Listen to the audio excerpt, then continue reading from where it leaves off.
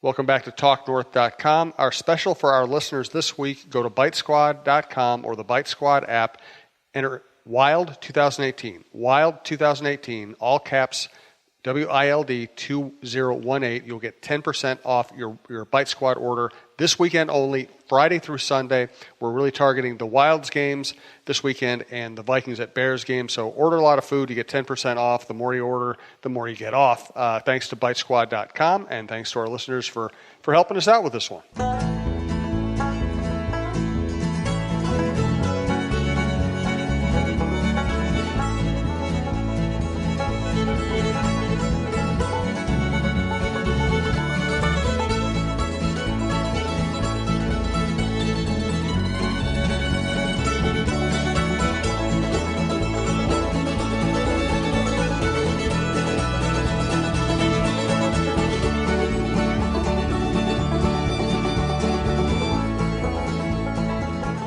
Welcome to Delano's Pizza and the Russo-Souhan Show. I'm Jim Souhan here with Michael Russo of The Athletic. You might have heard of him.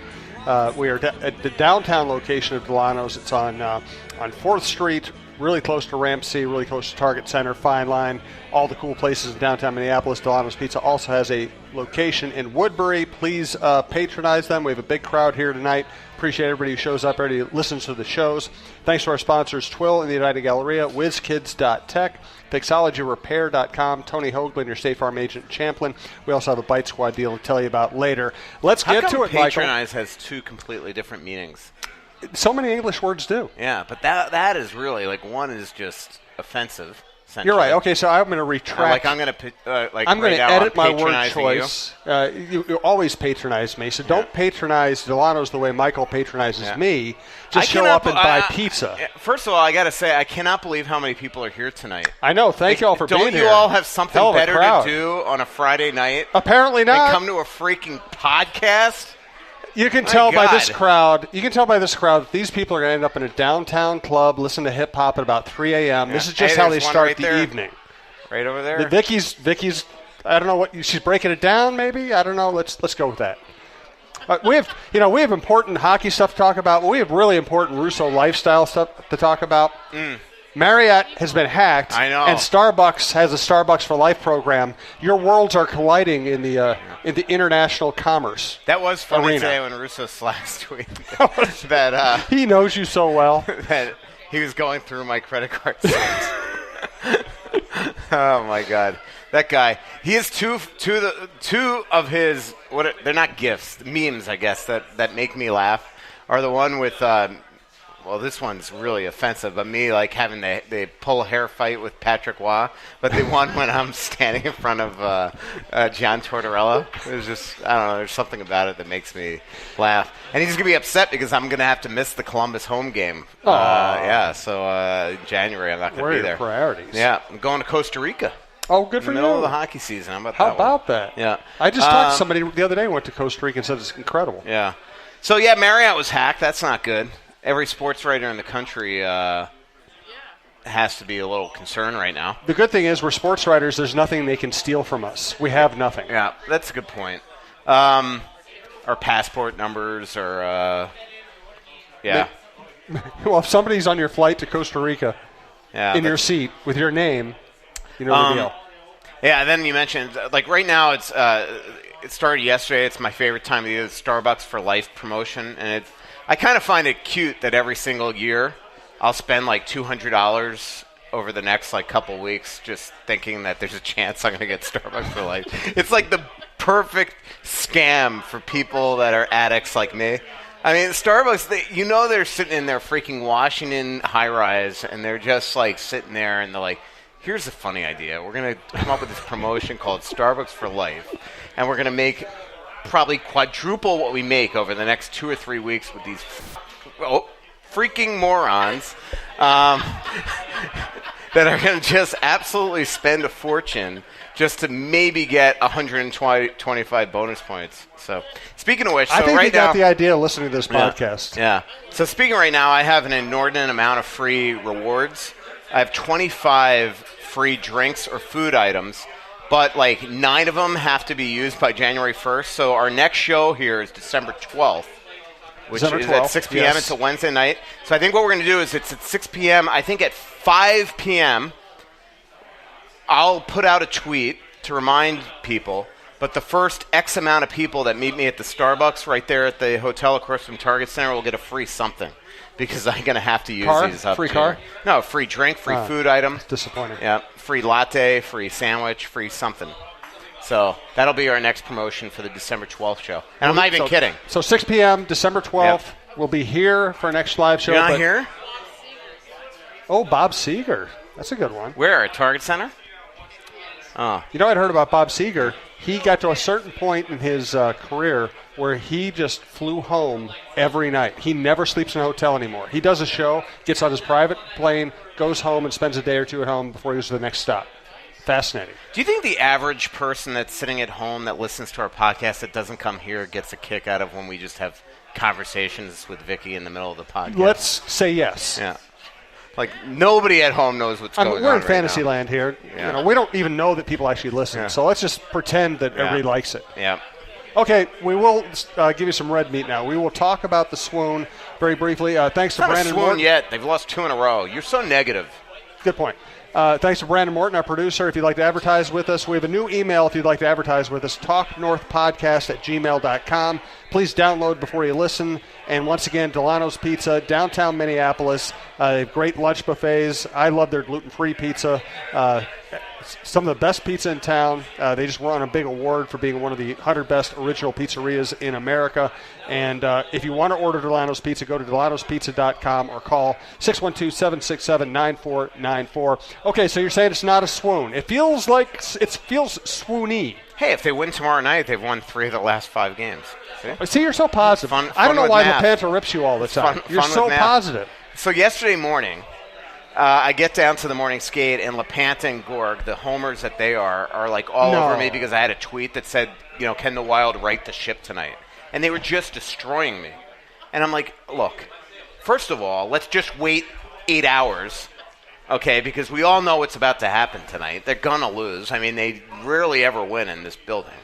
And then they go home to play Toronto, the best team in the league. They potentially going to lose there, and then I'll just be ahead of the game. As usual, by the way. And how did they take that? They didn't take it well, but I was pretty heated. So, well, let's try to you know what I said, you know what I did, and this just shows you. Bruce was in the hallway during this. I said, you know what? Let's go up to Bruce right now and ask him. This is like with all the players around. So let's go up to Bruce right now and ask him what he thinks about the way his team's playing. This is what I'm saying to Gorg and LaPanta. And at that point, they were like, "Great, come in." because you think Bruce was going to come up to us and be like, "Yeah, boys, everything's great. We just lost to the worst team in the league, gave up 14 shots, and somehow lost that game in the third period."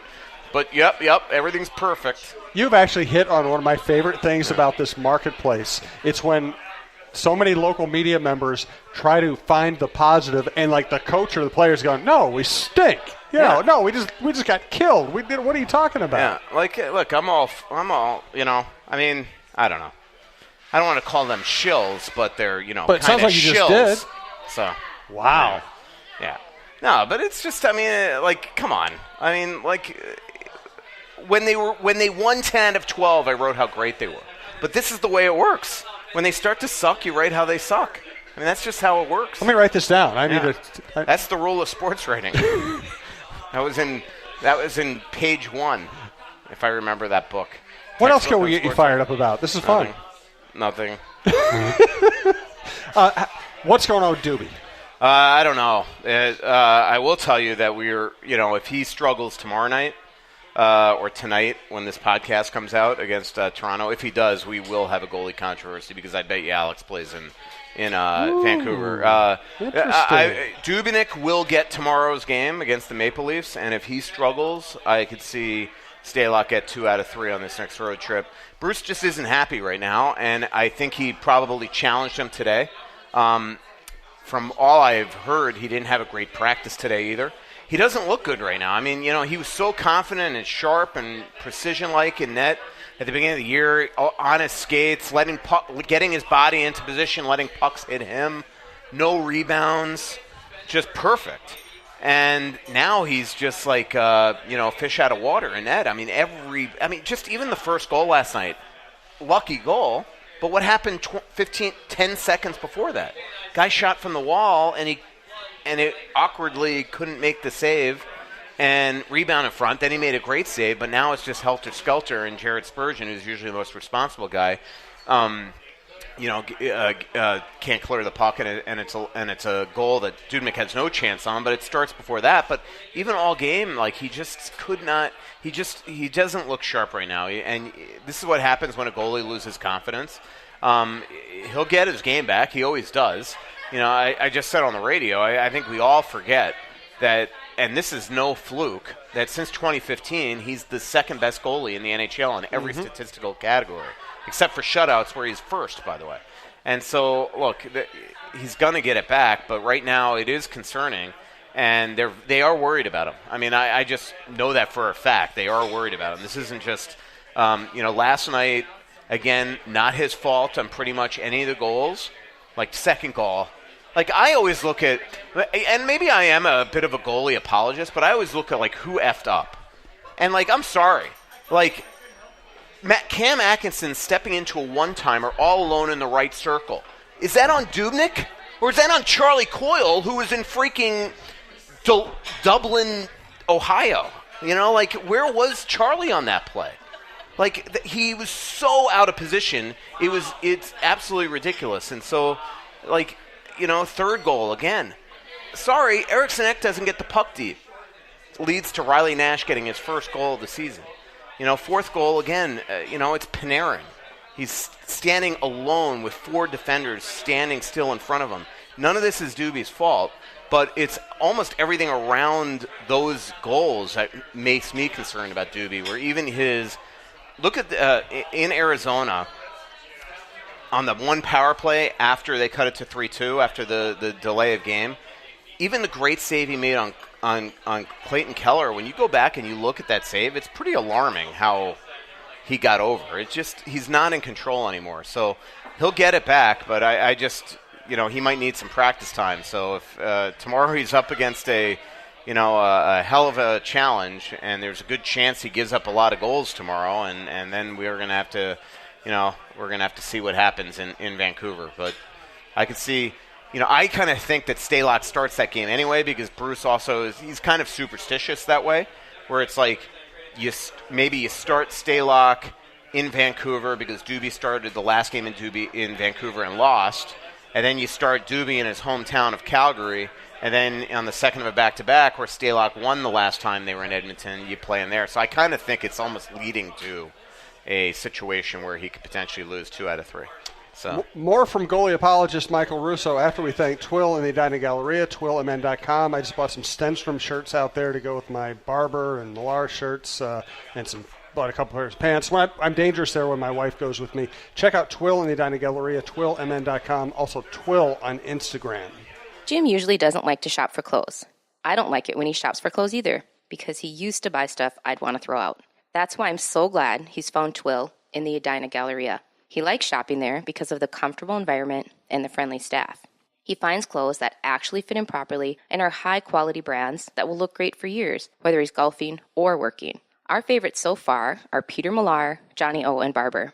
We spend our money at Twill because we love the clothes and we love the no-pressure shopping. Drop by Twill in the Edina Galleria for the best shopping experience and best clothes you'll find in the Twin Cities. Yeah, I might end up in the concussion protocol the way you wave your hands around. You're kind of fired up tonight. Yeah. Did you have Starbucks on the way? Yeah, a lot of it. Couple. And I made it hot at home this afternoon. We do have a microphone over by Brandon. If you want to come up and ask a live question, do so at any time during the show. We like doing the live question thing. It's a lot of fun. We'll also do some Twitter questions here in a minute. How good is Stalock? Is he good enough to be number one? I think that he's good enough to be a really good backup. But we've never seen him get that chance. But it's you don't want to be kind of prejudiced against the small goalies. But goalies the size of Mike Vernon, John Van Beesbrook, Darren Pang, those type of guys, they just don't exist anymore. And Stalock goes that way. But I will say this, as I'm saying this, the first thing I'm thinking of is like if Doobie keeps on giving up goals upstairs, it doesn't matter if Stalock's what size you are, right? Yeah. It's like, you're going to go upstairs on either of the goalie.